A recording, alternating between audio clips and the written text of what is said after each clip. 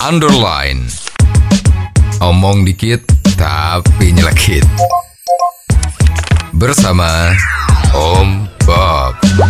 Temukan di channel YouTube Om Bob Indonesia.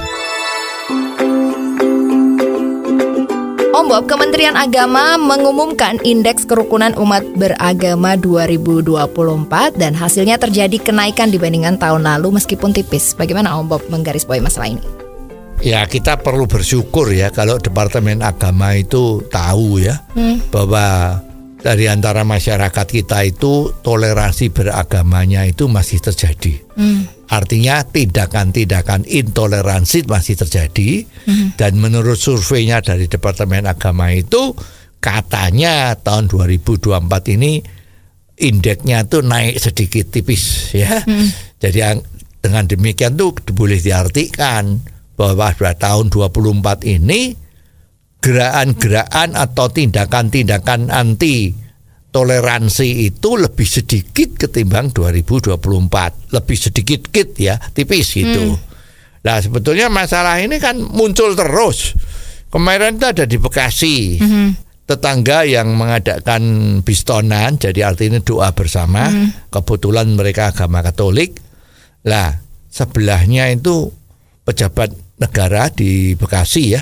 Kalau nggak salah itu kepala bagian pariwisata. Ibu itu teriak-teriak marah-marah mengatakan tidak boleh ada ibadah di samping rumahnya dia. Jadi ini sempat menjadi viral, sang ibu dengan muka yang begitu ngeri begitu marah. Jadi ini betul-betul ibu ini betul-betul sangat mendalami agama ya. Jadi marah sekali kalau tetangganya itu kok beribadah. Nah, dia mengatakan harus dihentikan. Ya. Karena kamu kalau beribadah itu nggak bisa di sini, beribadah itu harus di gereja.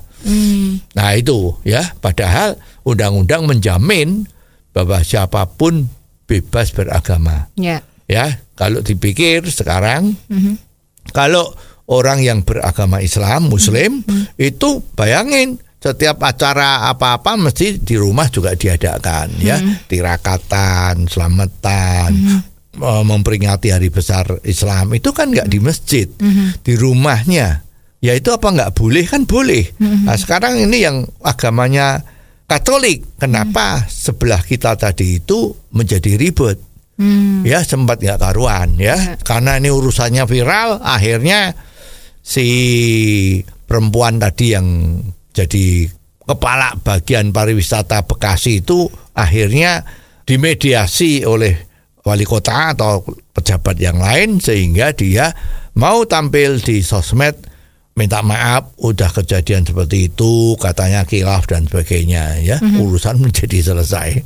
Kalau kita lihat komentar-komentar netizen itu ada yang ngomong loh, ya minta maaf tadi kok mimiknya itu kok sepertinya itu terpaksa, tidak tulus dari dalam hati. Ya udahlah, itu boleh dipikirin ya.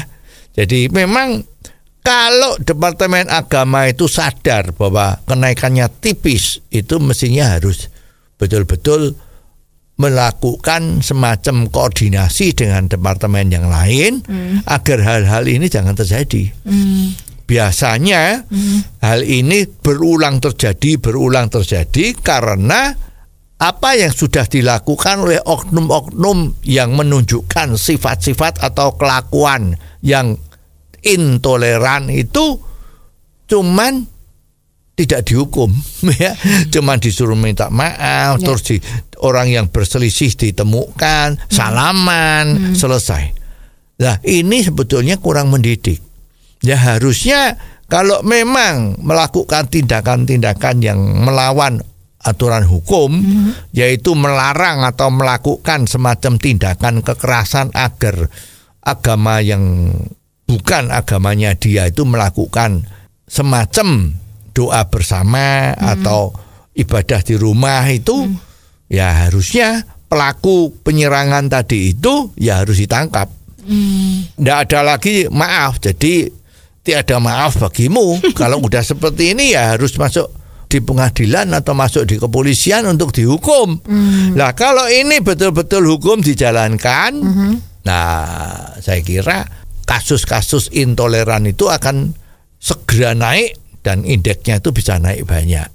Ya, contohnya aja kan kemarin ada juga kan, ada satu pertemuan yang dibubarkan. Dibubarkan, ternyata pihak kepolisian cepat itu dicari orangnya, ditangkap, ditahan. Lah kenapa kalau ada tindakan-tindakan yang intoleran terhadap keagamaan tertentu itu kok tidak ada penyelesaian yang transparan? Nah ini memang salah satu penyebab intoleran di sini itu nggak berkembang, ya mestinya itu. Jadi sebetulnya pelengkapan dari hukum, kelengkapan dari aparat sudah ada. Ya, masalahnya kemungkinan ini ada orang yang netizen yang ngomong, karena aparatnya itu juga seagama dengan yang melakukan tindakan-tindakan intoleran. Nah ini kan sebetulnya terjadi konflik of interest. Ya, kalau yang mau menghilangi konflik interest memang yang menangani masalah apa? Kalau masalah itu masalah korupsi, maka pengadilannya nggak boleh saudaranya kan? Ya, tapi kalau ini masalah keagamaan, yang memegang putusan ini salah atau tidak, ya agamanya harus berbeda.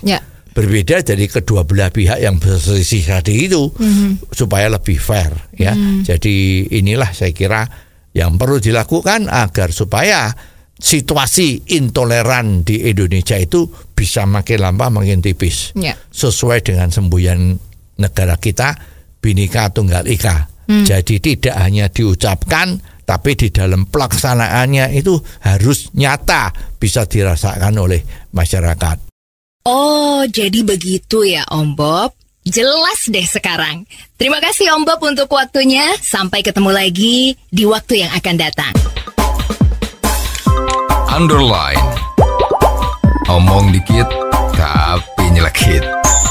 Bersama Om Bob.